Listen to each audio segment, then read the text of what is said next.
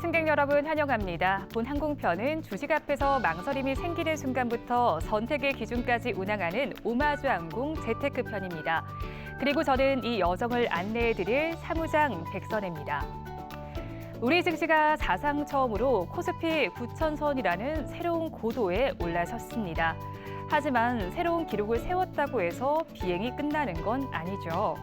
지금의 흐름을 얼마나 안정적으로 이어갈 수 있을지, 또 달라지는 기류에는 어떻게 대응해야 할지가 더 중요해졌습니다.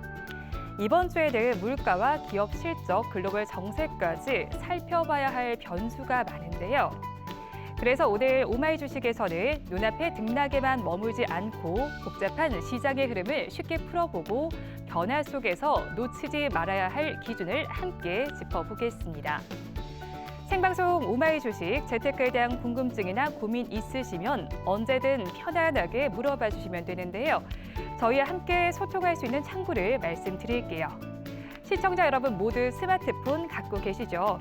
휴대전화 카메라 켜시고요. 하단 자막에 보이는 QR코드를 스캔만 하시면 눈여겨보면 좋을 기업과 각종 주식과 관련된 특급 자료를 바로 확인해 보실 수 있습니다. 앞으로 성공적으로 대응하실 수 있는 다양한 자료를 저희가 준비했으니까요. 많이 참여해 주시기 바랍니다. 매일 오후 1시 40분 그리고 한 번 더 방영되는 밤 12시 꼭 기억해 주시기 바랍니다. 그럼 오마이 주식 힘차게 출발합니다.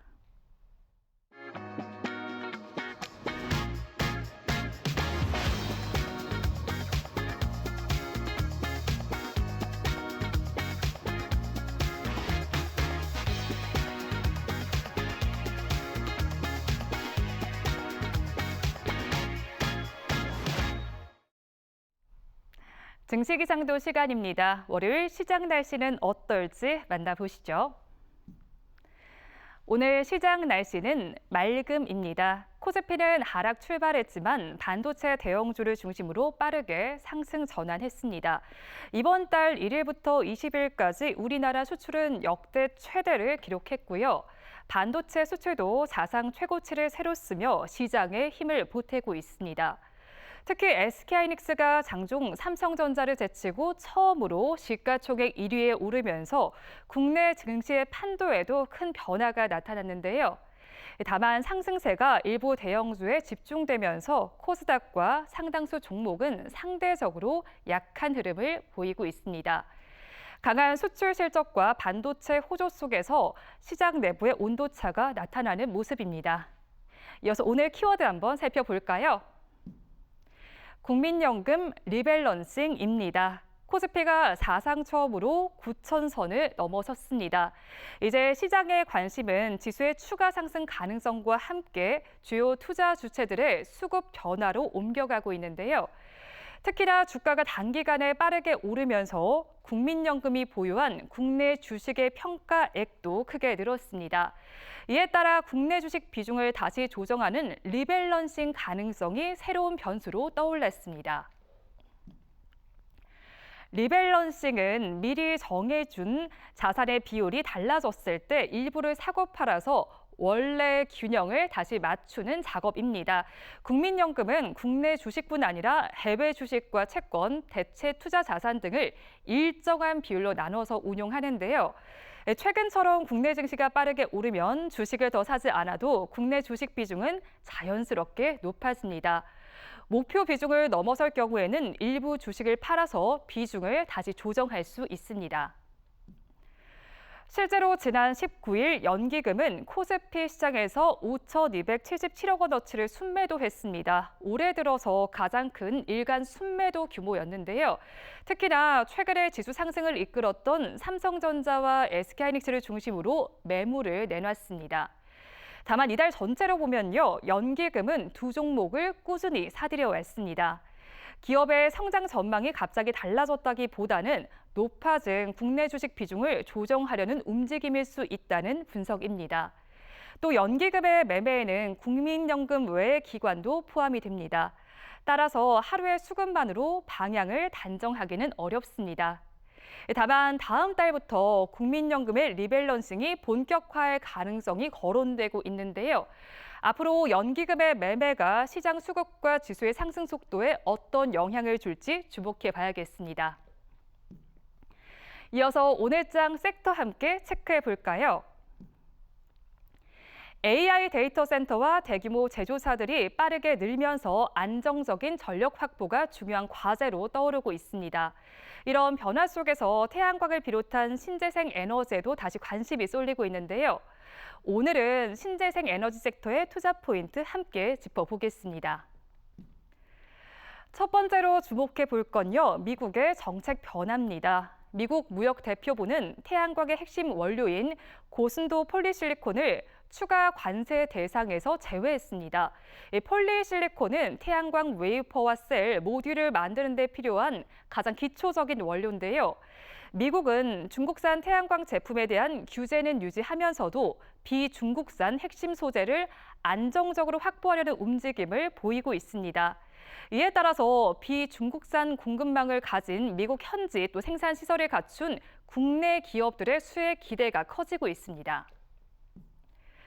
두 번째는 기술 혁신을 통한 원가 경쟁력입니다.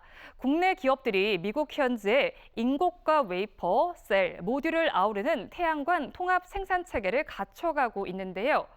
원료부터 완제품까지 한 나라 안에서 모두 만들다 보니 관세와 운송 부담을 줄이면서 가격 경쟁력까지 확보하고 있습니다.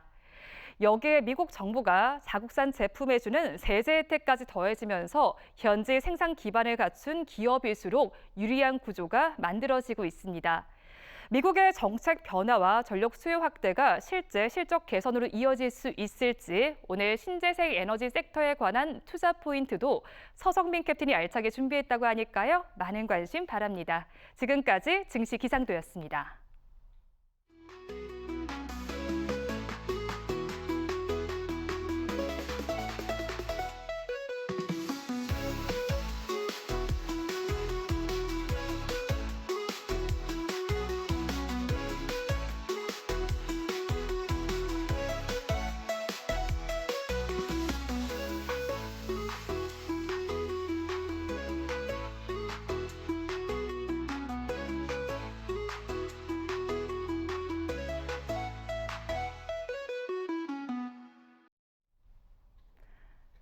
요즘 시장 종목별로 서로 다른 항로를 그리고 있습니다. 이럴 때일수록 어떤 종목에 탑승해야 할지 또 무엇을 내려놓아야 할지 정확한 시선이 필요하죠.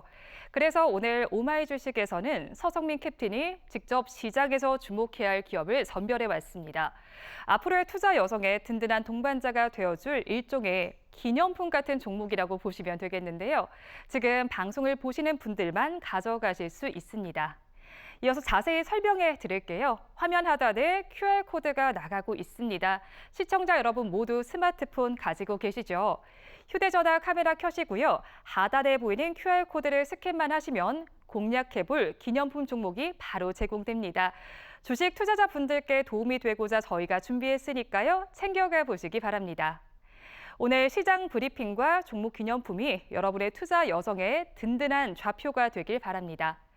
자, 그럼 함께할 캡틴 소개해 드릴게요. 새로 한 주의 투자 전략 서성민 캡틴 함께합니다. 어서 오십시오.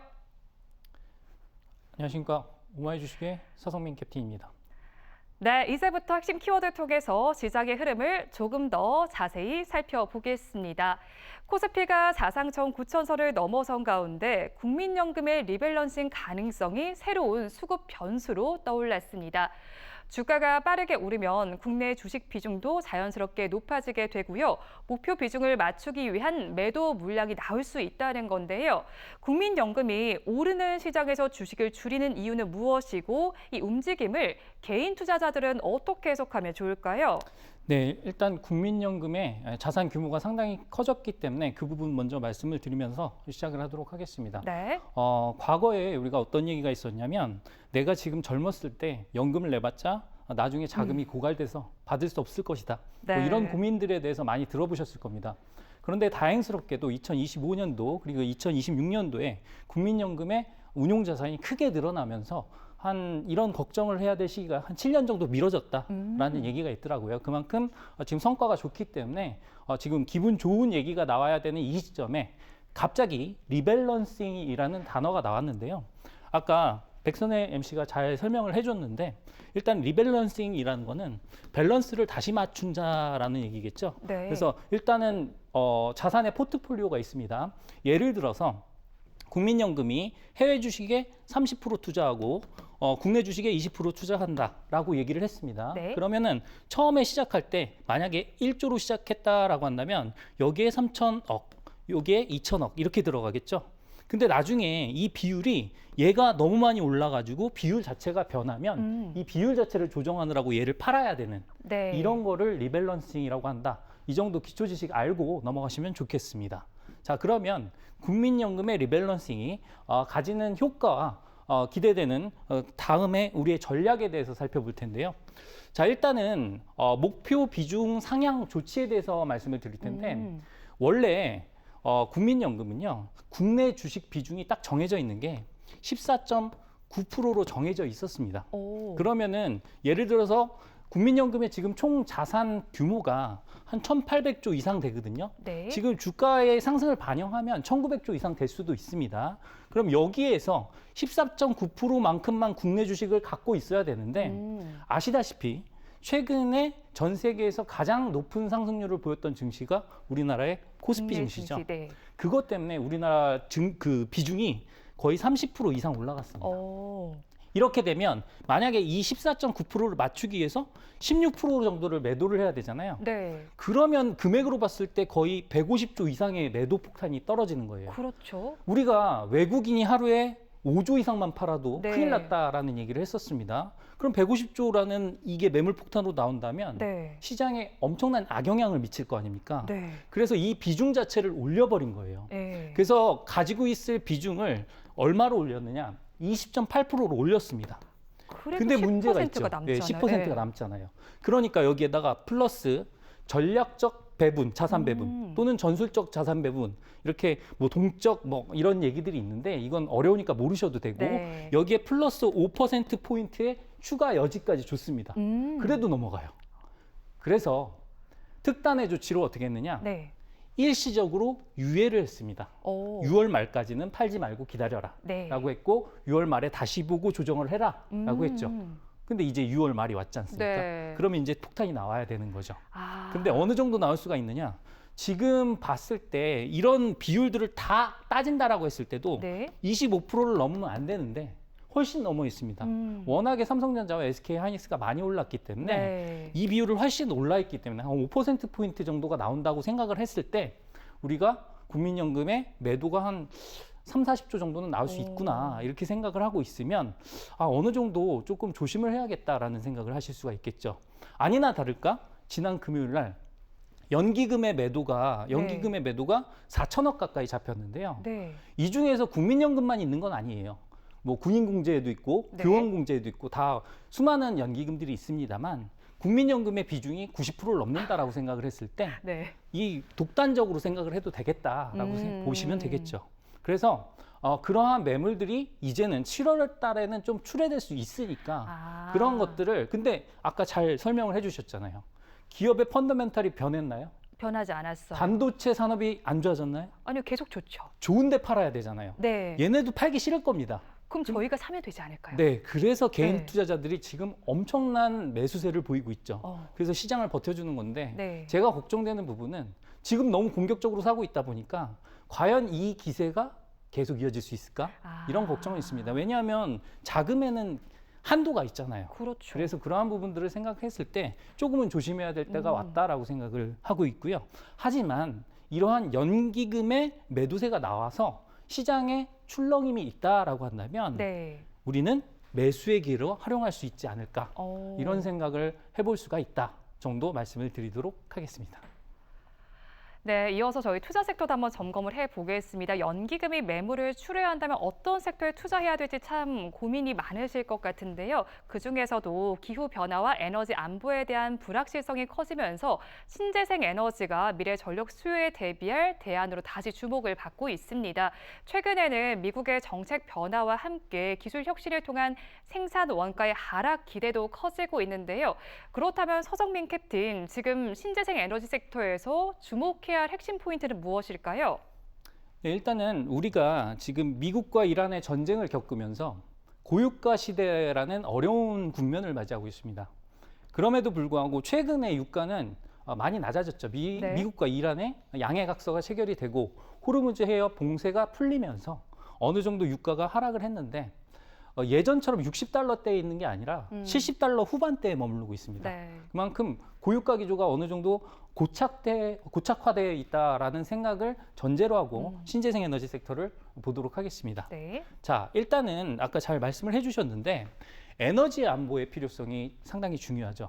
이 에너지 안보라는 거는 뭐 에너지의 보안을 지킨다라는 측면보다는 사실 우리나라 같은 경우에는 원유 의존도가 수입에 100% 의존을 해야 네. 됩니다. 그래서 기름이 나지 않는 나라이기 때문에 원유에 대한 의존도가 크고 그마저도 호르무즈 해협으로 통해오는 양에 대한 의존이 상당히 크기 때문에 네. 이번에 거의 아시아권 국가들이 가장 타격이 컸거든요. 그래서 그러한 부분을 생각을 했을 때 향후에 뭔가 대비를 해야 되지 않을까. 네. 우리의 발전원으로 석유화 관련된 그러한 에너지원만은 활용할 수가 없다. 그래서 우리는 신재생 에너지에 대한 정책을 계속해서 쏟아내고 있는 네. 차원이죠.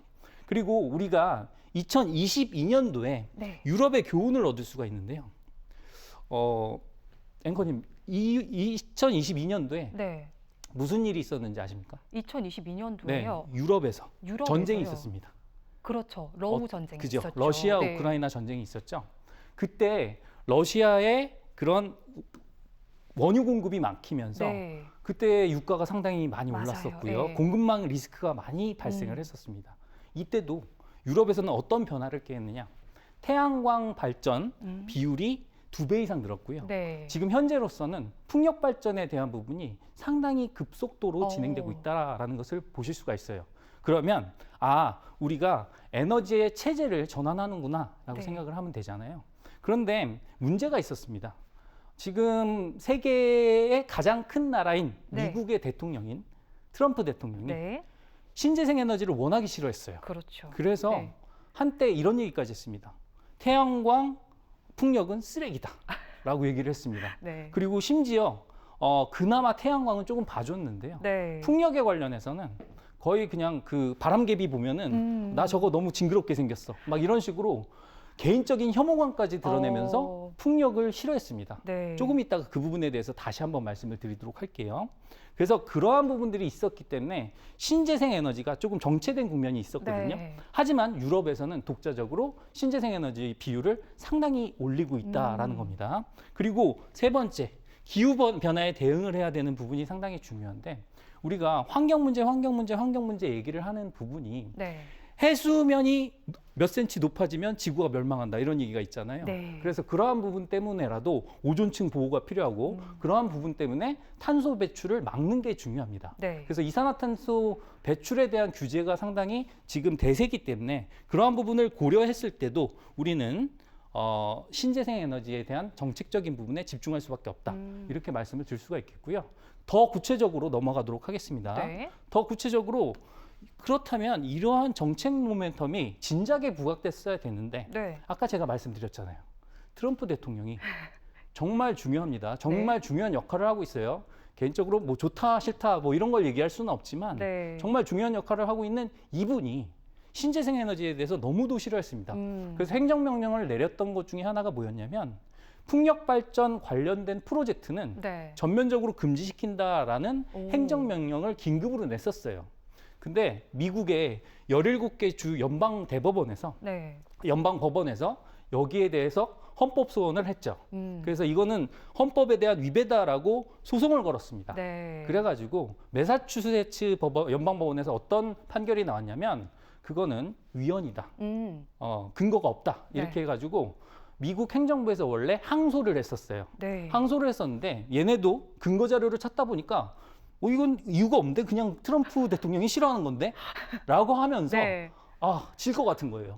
그러니까 기각했습니다. 그렇죠. 이게 네. 바로 발단이 돼서 그럼 이제 풍력 발전이 조금 더 빨리 일어날 수 있겠구나. 네. 특히나 우리나라 기업들 같은 경우에는 풍력 발전 같은 경우에는 터빈 말고요. 그 타워 만드는 데 있어서 세계 1위의 기술력을 갖고 있거든요. 그래서 관련된 정책이 상당히 중요했습니다. 네. 심지어 미국에 발주를 냈다가 취소한 경우도 있었고요. 이런 것 때문에 주가가 못 갔었는데 네. 이러한 부분 때문에 이날 이거 발표 나온 날 뭐 CS 윈드라든가 하는 풍력 발전 관련 업체들이 상한가를 갔었습니다. 그렇죠. 그만큼 네. 모멘텀이 생겼다라는 얘기예요. 근데 지금 워낙에 수급이 SK 하이닉스, 삼성전자로 몰리다 보니까 네. 얘네들이 지금 또 제자리로 와 있어요. 아. 그러면은 제가 생각했을 때는 어느 정도 기회로 활용하면 되지 않을까? 이런 생각을 하는 거죠. 그래서 풍력 발전 관련해서도 말씀을 드리는 부분이 아까 백선의 MC가 분명히 태양광 관련해서는 많이 얘기를 해줬잖아요. 네. 그래서 저는 풍력 발전 밸런스를 관련해서 맞춰서 밸런스를 맞춰서 말씀을 드렸다. 이렇게 말씀을 드릴 수가 있겠고요. 그 다음에 두 번째, 꼴찌는 싫어요. 이게 되게 상당히 창피한 얘기인데요. 자, OECD 38개국 중에 네. 자, 신재생 에너지 발전 비율로 따졌을 때, 네. 그러니까 전체 에너지원에서 신재생 에너지가 차지하는 비율을 따졌을 때 우리나라가 꼴찌입니다. 네, 그래서 아이고. 비율로 따지면 네. 10%가 채 되지 않습니다. 일부 매스컴에서는 뭐 10점 몇 %다라고 네. 얘기를 하는데 실제로 따져보면 8% 수준이라고 생각을 하시면 될 것 같고요. 그렇기 때문에 우리나라 또 자존심이 있지 않습니까? 그렇죠. 네. 그래서 이러한 자존심 때문에라도 꼴찌를 벗어나기 위해서 신재생 에너지 확대 정책을 펼치고 있다라고 생각을 네. 해주시면 되겠고요. 심지어 중국 같은 경우에도 신재생 에너지와 거리가 멀어 보이잖아요. 많이 멀어 보이는데요. 많이 멀어 보이는데 네. 걔네가 30%가 넘습니다. 우리나라가 훨씬 적네요. 네, 중국은 엄청나게 지금 생각보다 잘하고 있어요. 이런 것들을. 그리고 데이터 관련해서도 그렇고 제가 뭐 중국을 뭐 좋다 이렇게 네. 얘기를 하는 게 아니라 중국이 상대적으로 정말 잘하고 있는 분야가 많기 때문에 그래서 미국이 못 살게 굳은 겁니다. 1위를 지켜야 되기 때문에. 그래서 아까 말씀해 주셨다시피 네. 태양광을 너무 잘하기 때문에 규제를 하는 거예요. 물론 이게 저가 공세다라는 네. 얘기도 있지만 이러한 부분들이 어느 정도 완화되었음에도 불구하고 계속해서 제재를 가하고 있다는 건 중국이 그만큼 잘하고 있기 때문에 경쟁 심리를 느끼고 있다라고 생각을 해주시면 될 것 같습니다. 그래서 아까 말씀드렸다시피 재생에너지 확대 정책을 펼치고 있는데 네. 제11차 전력수급 기본 계획이라고 있어요. 네. 여기에서 탄소 배출량을 일단은 90% 이상 줄인다라는 게 계획이고요. 거기에 따라서 신재생 에너지의 확대 정책이 펼쳐지고 있겠죠. 그래서 지금 현재 설치량 기준으로 봤을 때 거의 몇 년 안에 수배 이상을 우리가 설치하겠다라는 기본 계획을 내고 있기 때문에 이러한 모든 정책적인 모멘텀을 우리가 생각한다라고 한다면 신재생 에너지에 대해서 관심을 가지지 않을 수 없다라고 네. 말씀을 드릴 수가 있겠죠.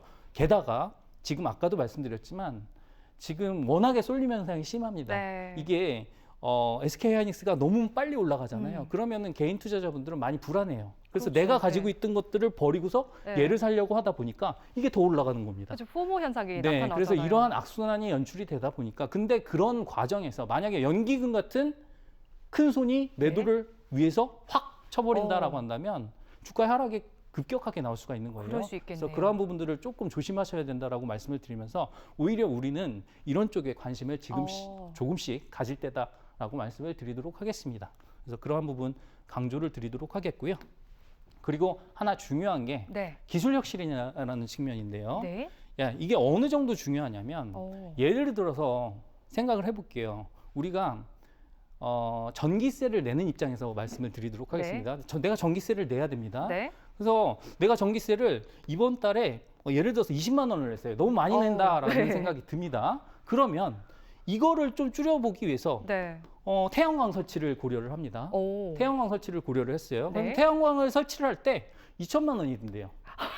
그러면은 이 20만 원 줄이자고 2천만 원이 들어가다 보니까 네. 얘를 이제 계산을 안 할 수가 없잖아요. 그렇죠. 그래서 이 2천만 원 원가를 뽑으려면 얘 곱하기 한 100개월을 써야겠네. 그러면 우리가 네. 얘로 원가를 뽑을 수 있는 건 100개월 뒤가 되겠죠. 저는 설치 안 할 것 네, 같은데요. 그래서 이걸 만약에 네. 줄이는 비율이 확 커진다라고 네. 하면은 우리가 그 이러한 부분을 땡길 수가 있잖아요. 그렇죠. 그래서 네. 기술이 발전돼서 설치 비용도 줄어들고 그다음에 발전 단가도 줄어든다라고 한다면 네. 충분히 얘를 설치할 수 있는 유인이 생길 겁니다. 네. 그래서 중요한 거죠.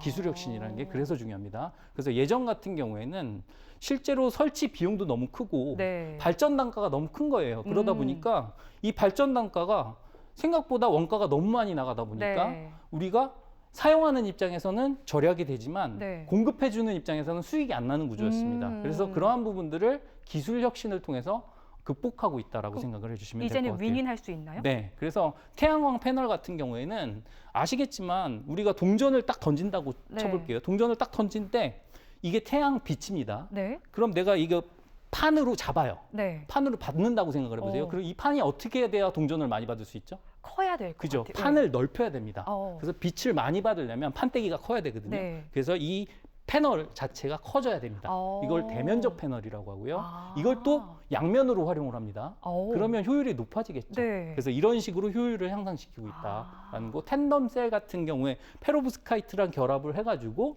뭐 태양광 전지를 또 따로 만들어가지고 네. 효율을 꾀하는 방법도 있고요. 그래서 이러한 기술의 혁신을 통해서 조그마한 면적에서 더 많은 것들을 취할 수 있는 이러한 전략을 펼치고 있다라고 보시면 되겠고, 그 다음에 풍력도 마찬가지예요. 하나 지을 때 그냥 완전 크게 지어버리는 겁니다. 아. 그래서 250메가와트 이상의 네. 대형 터빈을 설치를 하면 네. 아무래도 효율이 좋거든요. 근데 이걸 왜 못하느냐? 어려워요. 근데 할 수 있는 나라가 있다? 어디예요? 우리나라입니다. 오. 그래서 그런 부분들을 생각하시면 될 것 같습니다.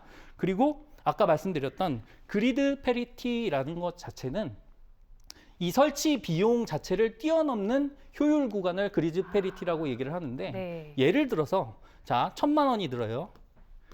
1,000만 원이 들고 이게 설치 비용입니다. 네. 지금 내가 예를 들어서 200만 원씩 내고 있습니다. 200만 원씩 내고 있어요. 전기세를. 근데 설치하는데 1,000만 원 들어요. 네. 그럼 이 5개월 이상을 사용을 해야 얘가 원가를 뽑을 수가 있겠죠. 네. 그래서 이러한 효율이 달성되는 균형점이 맞춰지는 구간을 그리드 페리티라고 한다. 이 정도 알아주시면 될 것 같습니다. 그러면 지금 그리드 페리티 이상의 효율을 내는 원가 절감을 얻고 있는 게 신재생 에너지다라고 한다면 여기에 대해서 우리가 관심을 가져야 되겠죠. 네. 그래서 그런 부분 보시면 되겠습니다. 그리고 우리가 활주로 차트 해석을 한번 해볼 텐데, 네. 한화솔루션이라는 기업입니다.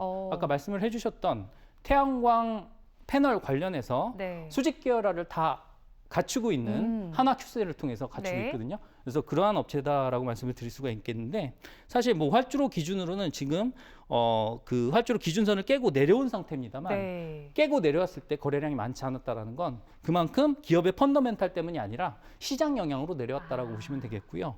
오늘 같은 경우에는 뭐 CS 윈드 같은 풍력 발전 업체는 지금 흐름이 좋습니다. 그리고 얘 같은 경우에도 보합권에서 등락을 거듭하고 네. 있는데, 지금 시장 분위기 생각했을 때는 어느 정도 괜찮은 구간에 있다라고 생각을 해줄 수가 있고요. 이런 부분들 우리가 공부를 다 해야 되거든요. 네. 지금 뭐 어떤 뭐 한화솔루션 지금 사야 돼 이게 중요한 게 아니고요. 네. 우리가 공부를 하는 과정이 필요한데 그러한 공부들은 소통방에서 충분히 이루어질 수 있으니까 관련된 부분은 백선의 MC의 안내를 따라오시면 되겠습니다. 네, 첫 번째 신재생 에너지 투자 섹터 이야기 듣고 왔습니다. 신재생 에너지 섹터 투자에 관심도 많고 고민도 많으셨을 것 같은데요. 그래서 그 고민을 조금이나마 덜어드리기 위해서 오마이 주식 서성민 캡틴과 소통할 수 있는 창구를 마련해 뒀습니다. 화면 하단에 QR코드 보이시죠? 휴대전화 카메라로 스캔만 하시면 간단하게 입장하실 수 있습니다. 참여해 보시면 후회하지 않으실 테니까요. 많은 참여 부탁드리겠습니다. 이어서 다음 섹터로 한번 넘어가 보겠습니다. 삼성전자와 SK하이닉스 등 대형주에 집중됐던 반도체 매수세가 최근에는 소재 부품 장비 기업으로도 확산하고 있습니다. AI 투자 확대가 메모리 기업들의 설비 투자 증가로 이어질 것이라는 기대도 커지고 있는데요. 지금 반도체 소부장 섹터에서 주목해야 할 핵심 포인트는 무엇일까요? 네, 잘 말씀을 해주셨는데요. 지금 저는 뭐 물론 삼성전자도 좋고 SK하이닉스도 좋다라고 생각을 하고 있는데, 네. 삼성전자와 SK하이닉스가 가장 좋은 이유 중에 하나는 딱 이겁니다. 가격, P가 상승하고 있기 때문이죠. 가격이 상승하고 있는 건 이렇게 생각하시면 돼요. 얘가 10만 원일 때도 사고 네. 100만 원일 때도 사고 1000만 원일 때도 사니까 음. 얘는 원래 9만 원에 팔던 애입니다. 네. 그러면 10만 원에 팔 때는 만 원이 남아요. 음. 100만 원에 파니까 91만 원이 남아요. 네. 이러니까 이익이 10배가 되는 겁니다. 오. 이런 식으로 삼성전자의 이익이 커진 거거든요. 네. 그렇게 따진다라고 했으면 이게 끝까지 갈 거냐라는 얘기죠. 가격 상승은 사람들이 지칠 때까지만 오릅니다. 아. 내가 도저히 못 사겠다라는 네. 생각이 들면 못 사겠죠. 그러면 어떻게 해야 됩니까? 많이 만들어야 됩니다. 그러려면 어떻게 해야 된다? 증설을 해야 된다. 그랬을 때 필요한 게 뭐다? 반도체 소부장이다. 네. 라는 관점에서 접근을 하면 좋겠습니다. 자, 그러면 일단 우리가 따져볼 부분들이 어떠한 이유 때문에 이렇게 반도체 가격이 상승을 하느냐. 빅테크의 반도체 비용이 증가하고 있습니다. 네. 자, 일단은 최근에 애플이 네. 굴욕적인 발표를 했죠. 이게 뭐냐면 폰 가격을 인상할 수밖에 없다라는 얘기를 했습니다. 네. 이게 굴욕적인 게 왜 굴욕적이냐면요. 사실은 얘네가 주도권을 가지고 가격을 올리는 게 아니라 네. 이 폰에 들어가는 부품들. 우리가 폰에도 네. 메모리 반도체가 들어가잖아요. 네. 이 메모리 반도체가 작년 대비해서 10배 올랐어요. 그러면은 원가가 10배 올라갔다는 얘기잖아요. 네. 근데 얘네가 물론 재고 수량이 있었을 겁니다. 근데 재고를 쓰고 나면요. 그때는 문제가 되죠. 네. 그래서 이제는 버틸 수가 없는 상황이 왔기 오. 때문에 폰 가격을 인상한다라고 얘기를 한 거고요. 심지어 삼성전자의 최신형 갤럭시 폴드폰 같은 경우에는 300만 원이 넘을 수도 있다라는 얘기가 나오더라고요. 오. 그래서 삼성전자도 자기네가 메모리를 만들면서 네. 그렇게 한다라는 것은 그만큼 원가 부담이 가중되고 있다라고 네. 보시면 되겠죠. 그래서 그러한 부분들이 반도체의 가격 상승 때문에 일어난 일들이다라고 했을 때는 얼마나 반도체에 대한 수요가 많은지 우리가 알 수 있는 거죠. 네. 그리고 최근에 가장 유효하게 주식시장에서 가장 들었을 때 주가 상승을 가장 크게 불러오는 단어가 쇼티지입니다. 네. 예전에 쇼티지는 언제 생겼냐면요. 뭔가가 없을 때 생기는 거잖아요. 음. 쇼티지는 부족 현상이거든요. 네. 지금은 수요가 넘치는 부족이기도 하지만 공급도 부족합니다. 공장을 100%다 돌리더라도 안 되는 그러한 공급 부족이기 때문에 네. 그러한 부분까지 감안을 했을 때 상당히 우리가 소부장을 봐야 된다라고 말씀을 드릴 수가 있겠고요. 그 다음에 빅테크의 7,250억 달러 케이펙스라고 하는데 케이펙스는 우리가 자본 지출이라는 얘기를 하시면 되고요. 네. 얘가 우리나라 돈으로 계산을 하면 1조 1000조가 넘습니다. 1000조가 넘어요. 1000조가 넘는다. 근데 이 중에서 50%가 바로 반도체 가격에 나갑니다. 아. 그러면은 엔비디아의 GPU의 비중이 원래는 월등히 높았지만 네. 최근에 반도체 가격이 올라갔잖아요. 메모리 네. 반도체 가격이 올라가면서 이 중에서 우리나라 메모리 반도체에 쓰이는 비중을 따져보면 한 20% 이상이 될 것 같습니다. 그러면 이 200조 이상이 우리나라도 들어온다는 얘기예요. 그래서 그러한 부분 감안했을 때 장사가 그만큼 잘 되는구나라고 네. 생각을 할 수가 있겠죠. 그래서 이러한 부분들이 최근에 반도체 칩이에요. 감자칩 아닙니다. 반도체 칩에 대한 칩플레이션, 네. 칩 인플레이션이 생기고 있죠. 그래서 어떤 현상들이 생기냐면 노트북 있으시죠? 네. 노트북 최근에 살려면 200만 원 이하로 못 삽니다. 그렇죠. 네, 메모리 가격이 올라가가지고 그런 부분이 있고요. 아까도 말씀드렸지만 범용 디램 반도체 같은 경우에 네. 가격이 10배가 올랐어요. 그래서 그러한 부분을 반영을 했을 때 네. 노트북 가격도 올랐고요.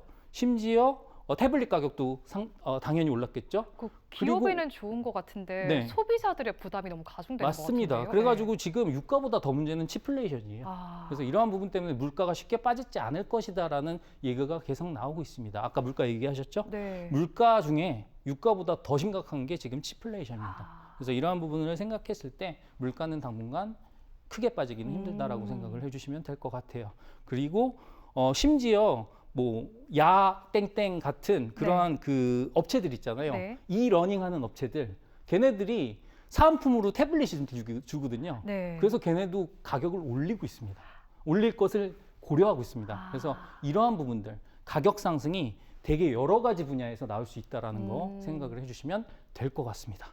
자, 그리고 아까도 말씀드렸죠. 이렇게 가격이 상승되는 건 언제까지 계속될 수는 없어요. 네. 소비자들이 나가 떨어질 수밖에 없습니다. 그러면 어떻게 해야 돼요? 공급량을 늘려야 되겠죠. 네. 그래서 본격적인 증설 사이클이 기대할 수밖에 없다라는 겁니다. 그래서 수요와 공급이 너무도 불균형이기 네. 때문에 자, 원하는 쪽은 많은데 공급량은 공장을 아무리 돌려도 안 돼요. 그럼 새롭게 공장을 지어야 되죠? 그럼 이 공장에 장비가 들어가죠. 예. 이 장비를 돌리다 보면 소재 부품이 더 많이 쓰이죠. 그래서 소부장이 움직이는 거죠. 그래서 그렇게 생각을 하시면 되겠고요.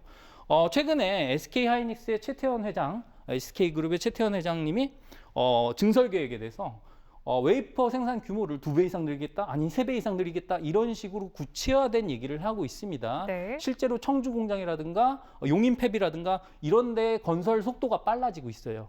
그래서 그러한 부분들을 고려한다라고 한다면 분명히 소부장의 시대가 당연히 오고 있다라고 생각을 해주시면 되겠고요.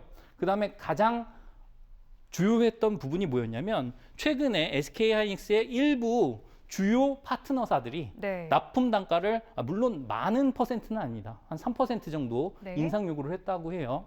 얘네는 원래 철저하게 의뢰 입장입니다. 그래서 감히 올려달라는 얘기를 하지 못해요. 네.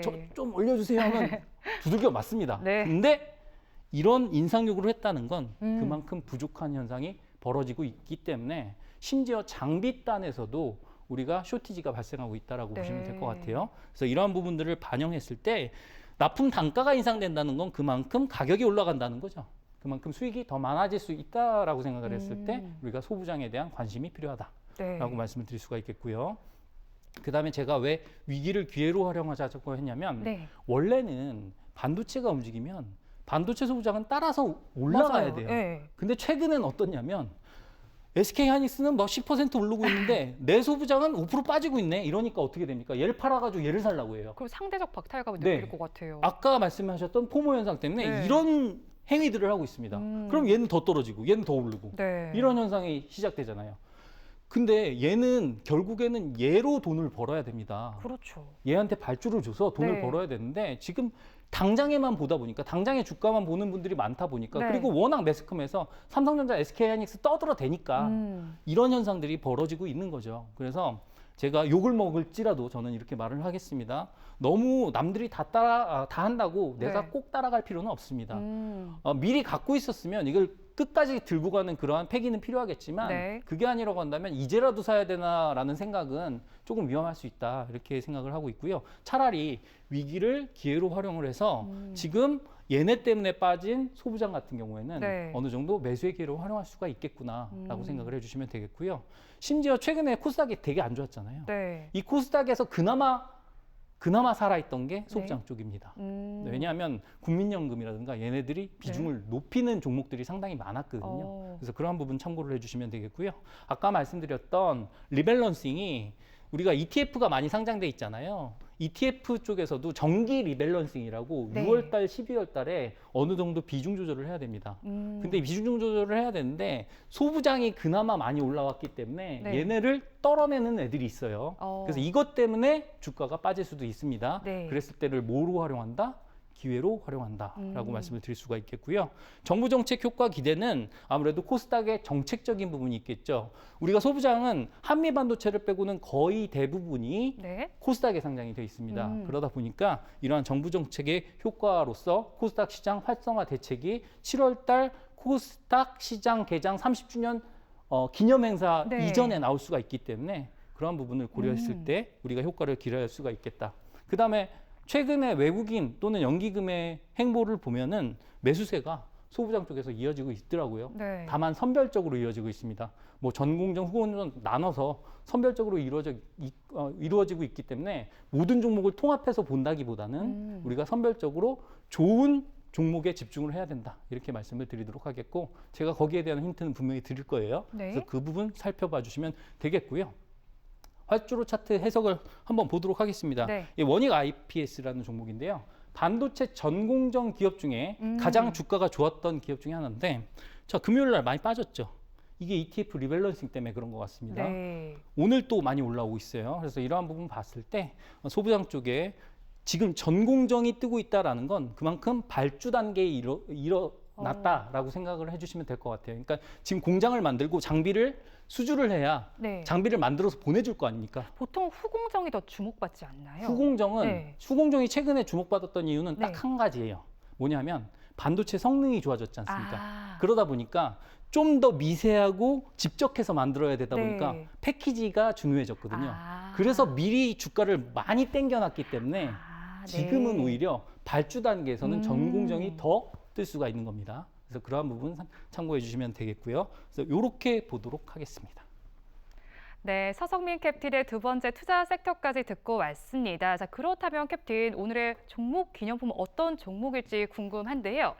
네, 일단 오늘도 소부장 쪽에서 갖고 왔습니다. 그래서 반도체 소부장 쪽에서 갖고 왔는데 물론 풍력도 좋고 다 좋지만 단기적인 관점에서 봤을 때는 소부장 쪽이 좀 더 좋을 거라는 생각을 하고 있기 때문에 이렇게 갖고 왔고요. 일단은 첫 번째로 AI 반도체의 감별사. 자, 왼쪽에 그림 보시면 네. 감별을 잘하고 있죠. 네. 일단은 검사 장비 쪽입니다. 음. 그런데 어떤 검사 장비냐면 우리가 HBM 중요하죠. 네. HBM은 불량이 없어야 됩니다. 그래서 불량품을 구별하는 게 상당히 중요한데요. 그래서 이 HBM이 불량인지 양품인지를 구별해야 되는 검사 장비 중에 큐브 프로브라고 있어요. 네. 이게 독자적인 기술이라고 보시면 되고 얘를 만들어내는 회사이기 때문에 HBM의 중요성이 상당히 높아지고 있죠. 네. 이러한 부분 때문에 주목받고 있다라고 오. 생각을 해주시면 되겠고 글로벌 탑 3 고객사를 갖고 있습니다. 자, 삼성전자, SK하이닉스, 마이크론. 얘네가 다 만들잖아요. 네. 얘네한테 다 납품을 합니다. 아, 그러니까 무조건 수량이 올라갈 수밖에 없겠죠. 그 다음에 이 큐브 프로브를 사용을 할 때 소모품도 있습니다. 반도체를 이렇게 그릇처럼 담는 게 필요한데 네. 그게 소모품이에요. 오. 우리가 프린터를 팔면 잉크도 같이 팔잖아요. 그렇죠. 이 실적도 당연히 만만치 않을 것이다. 아. 그래서 소모품 실적까지 기대되는 회사고요. 최근에 주주 환원에 관련된 그런 기업 가치 재고에 관련된 부분을 발표를 했습니다. 오. 지금 현 정부의 정책적 부분과 일맥상통하죠. 그러면 이런 회사들을 나중에 코스닥 그 등급제를 한다라고 하면 네. 이런 회사들은 당연히 프리미엄으로 올라갈 수가 있겠죠. 그래서 그러한 부분들을 참고로 하시면 되겠고요. 우리가 차트를 본다면 지금 활주로 기준선에 딱 걸쳐 있고 오. 오늘도 상승을 하다가 잠깐 반납한 상황입니다. 네. 그래서 차트적인 관점에서도 상당히 관심 가는 구간이다. 그렇다고 해서 뭐 이걸 지금 무조건 사야 된다. 그건 아닙니다. 우리가 공부를 한번 해봐야 되겠죠. 그러한 부분에 대해서 말씀을 해주시도록 하겠습니다. 네, 기념품 종목까지 알아봤습니다. 이제 본격적으로 안내를 해드리겠습니다. 최근 시장에서 주목받는 키워드 짚어보고 왔는데요. 이야기를 들어보니까요. 이럴 때는 관련된 종목 내 포트폴리오 리스트에 하나쯤은 담아보고 싶다라는 생각이 드실 것 같습니다. 자, 그렇다면 이 모멘텀을 그대로 이어갈 수 있는 종목은 과연 무엇일까요? 자, 오늘은 특별히 우리 서성민 캡틴이 준비해 왔습니다. 여러분, 내용도 쉽게 풀어주는 캡틴이 자신만의 활주로 기법으로 꼽은 특별한 기념품 종목을 챙겨왔다라고 하는데요. 화면 하단에 QR코드 보이실 겁니다. 휴대전화 카메라 켜서 스캔만 하시면 바로 링크가 뜹니다. 클릭 한 번만 하시면요. 바로 참여하실 수 있는데요. 참여하셔서 기념품 같은 핵심 종목 즐겁게 활용해 보시기 바랍니다. 자, 그러면 QR코드로 입장 가능한 소통방에 참여하시면 뭘 얻어갈 수 있나 궁금하시죠? 자, 먼저 특별 기념품 같은 핵심 종목을 기분 좋게 챙겨드리고요. 수익 비행에 필요한 비법과 전략까지 모두 공개해 드리니까요. 오늘의 수익 비행도 기분 좋게 즐겨보시기 바랍니다. 저는 서성민 캡틴이 전해드린 교육 핵심 포인트 만나보고 잠시 후에 다시 돌아오겠습니다.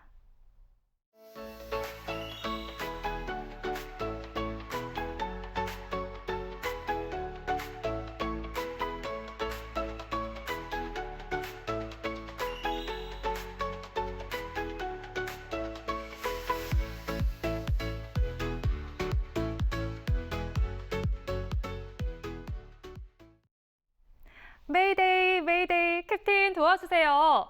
오늘은 주식 투자의 기본부터 천천히 짚어보겠습니다. 어렵게 느껴졌던 주식 투자의 목적부터 의미까지 차근차근 풀어드리니까요. 집중해 보시면 좋겠습니다.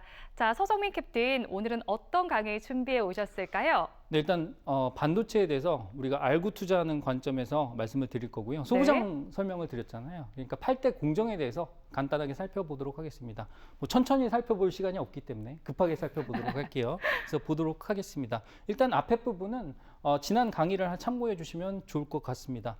반도체 같은 경우에는 시스템 반도체와 메모리 반도체로 나뉜다. 시스템 반도체 같은 경우에는 설계가 중요하고 메모리 반도체는 생산이 중요한데 우리나라는 메모리 반도체에 특화돼 있다 정도만 알고 계시면 될 것 같고요. 자, 그러면 이 메모리 반도체가 지금 상당히 잘 나가고 있잖아요. 이 메모리 반도체를 만드는 과정이 상당히 중요한데 이 반도체 8대 공정에 대해서 우리가 공부를 해보도록 하겠습니다.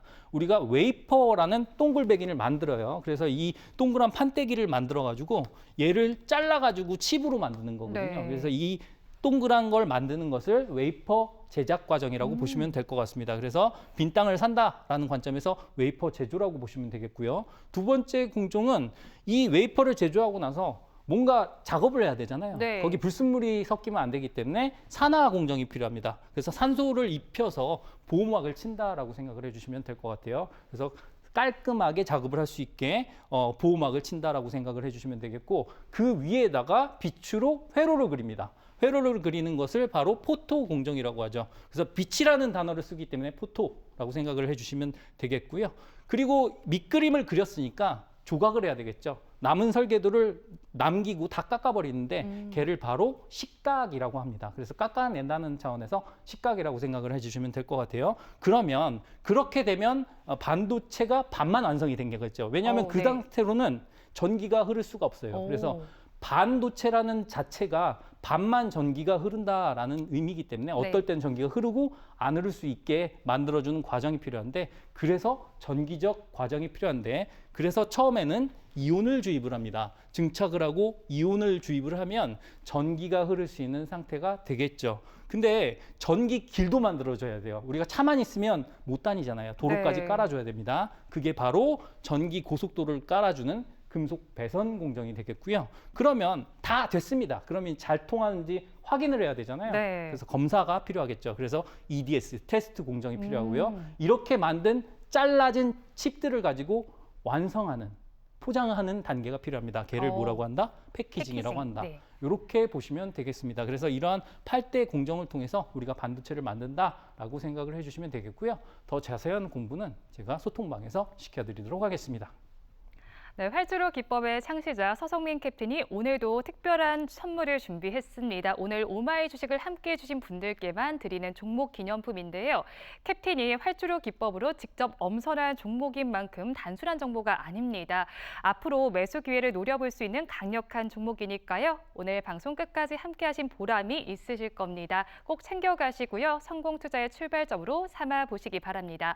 방법은 아주 간단합니다. QR코드를 휴대전화 카메라로 스캔하시고 링크 한 번만 누르시면요. 두 가지 모두 받아가실 수 있습니다. 참고해 보시고요. 자, 말씀이 어려우실 수 있는 시청자분들께 소통방에 참여하실 수 있는 방법 좀 더 상세히 알려드리겠습니다. 화면 하단에 QR코드가 나가고 있습니다. 시청자 여러분 모두 휴대전화 가지고 계시죠? 그리고 휴대전화에 카메라 켜주시고요. 이 QR코드 부분 있잖아요. 이 부분을 스캔을 하시면 됩니다. 찰칵하고 촬영하시는 게 아니고요. 화면에 나가는 QR코드에 그저 가져다 대시면 됩니다. 그럼 바로 연결 링크가 하나 뜨는데요. 클릭하시면 아주 간단하게 소통방에 참여하실 수 있으니까요. 참고해 보시기 바랍니다. 이어서 QR에 참여하시면 받아볼 수 있는 혜택 3가지 알려드릴게요. 첫 번째 혜택, 주식은 정보가 생명이죠. 캡틴의 직강으로 주식 투자에 필요한 모든 정보 아낌없이 챙겨드리겠습니다. 자, 두 번째입니다. 더 이상 재테크로 고민하지 마세요. 매주 커뮤니티를 통해서 특급 라이브 방송을 진행합니다. 캡틴이 직접 여러분의 모든 주식 고민을 해결해 드립니다. 세 번째, 교육 자료를 제공해 드립니다. 주식 투자를 하신다면 제대로 된 교육이 중요하겠죠. 집에서도 혼자 공부하실 수 있도록 교육 자료 알차게 챙겨 드릴 테니까요. 꼭 챙겨가시면 좋겠습니다. 자, 오늘도 우리 비행기 성공적으로 착륙했습니다. 오마이 주식은 앞으로도 탑승하신 시청자 여러분의 자산 가치 상승을 위한 여정 안전하고 편안하게 도와드리겠습니다. 본 방송에서 제공하는 모든 정보는 투자 판단에 대한 조언일 뿐 해당 종목 가치의 상승 또는 하락을 보장하지 않습니다. 또한 모든 투자의 최종 판단은 투자자의 몫인 만큼 그 결과는 투자자 본인에게 귀속된다는 점 잊지 마시기 바랍니다. 다음 비행에서도 시청자 여러분을 위한 풍성한 메뉴와 선물을 준비해 두겠습니다. 저희 방송은 매일 오후 1시 40분 그리고 매일 밤 12시에 재방송 투어 가능하니까요. 시간 기억해 주시기 바랍니다. 함께해 주신 여러분 고맙습니다.